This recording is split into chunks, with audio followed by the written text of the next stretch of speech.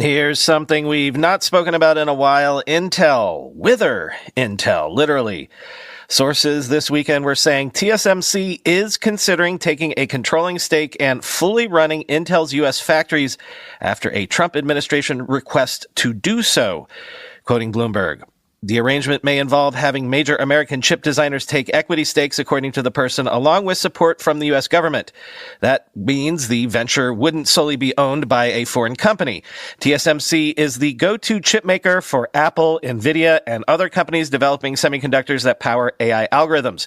Still, the possible partnership could run into political hurdles, not unlike those that have hamstrung a proposed acquisition of United States Steel by Japanese maker Nippon Steel Corp. A White House official said that the president is unlikely to support a foreign entity operating Intel's factories, end quote.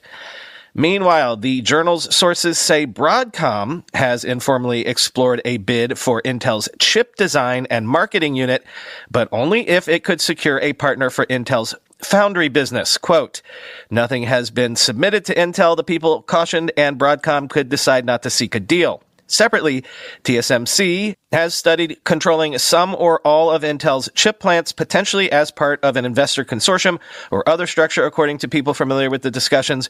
Broadcom and TSMC aren't working together, and all of the talks so far are preliminary and largely informal.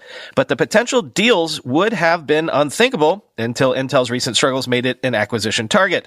The end result could be a breakup of Intel after the American icon spent many decades dominating the business of making central processors for both personal computers and data centers. Splitting the company would also bring it in line with an industrial shift in recent decades towards specializing in either manufacturing or designing chips, but not both.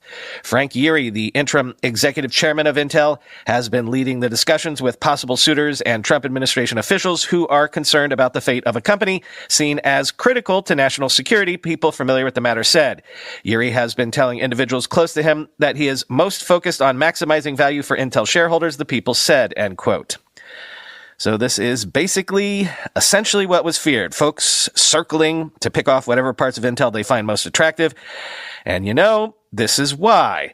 Among the things the journal points out, Intel's foundry business, the business they are trying to spin up to save themselves, lost over $13 billion on just $17.5 billion in revenue in 2024. Compare that to TSMC, which generated $41.1 billion in operating profit on $90 billion in revenue over the same period.